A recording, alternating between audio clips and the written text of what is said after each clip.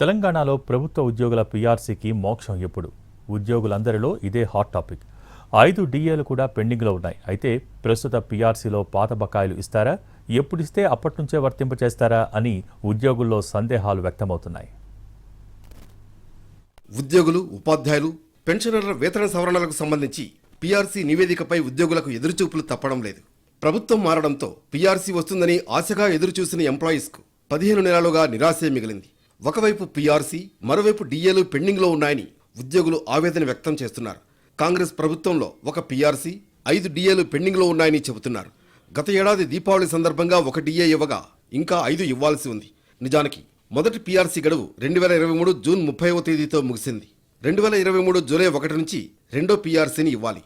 అయితే commission report ఇచ్చేందుకు సిద్ధమైనా అది ప్రభుత్వం దగ్గరకు రాలేదు. దీనికి చాలా కారణాలు ఉన్నాయంటున్నారు ఉద్యోగులు. రాష్ట్ర ప్రభుత్వం ఆర్థిక ఇబ్బందుల్లో ఉందని, సరైన సమయంలో ఉద్యోగుల పీఆర్సీ, డిఏలు ఇస్తామని ప్రభుత్వం చెబుతోంది. హామీలు ఒక పక్క, ఆదాయాన్ని సమీకరించుకోవడం మరో పక్క, ఇలా సర్కార్ సతమతమవుతోందని ఉన్నతాధికారులు చెబుతున్నారు. ఈ నేపథ్యంలో ఫిట్మెంట్ ఆశాజనకంగా లేకపోతే ఉద్యోగ వర్గాల నుంచి తీవ్ర వ్యతిరేకత వ్యక్తమవుతుందని ప్రభుత్వ వర్గాలు భావిస్తున్నట్లు సమాచారం. అందుకే పీఆర్సీ తేనెతిట్టను కదిలించడం ఎందుకులే అనే భావనలో ప్రభుత్వం ఉందనే టాక్ వినిపిస్తోంది. గత ప్రభుత్వం 2023 అక్టోబర్లో వేతన సవరణ సంఘాన్ని నియమించింది.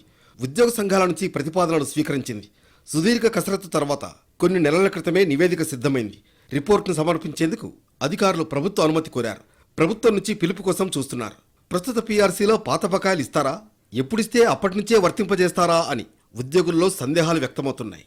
కేసీఆర్ ప్రభుత్వం ఒక పీఆర్సీకి మరో పీఆర్సీకి మధ్య కాలానికి గల వ్యత్యాసాన్ని భర్తీ చేసేందుకు 5% మధ్యంతర భృతిని ప్రకటించింది. ప్రస్తుతం రేవంత్ సర్కార్ బకాయిలను మానిటరీ బెనిఫిట్స్ రూపంలో ఇస్తుందా, నోషనల్ బెనిఫిట్స్ రూపంలో ఇస్తుందా అన్న సందిగ్ధంలో ఉద్యోగులున్నారు.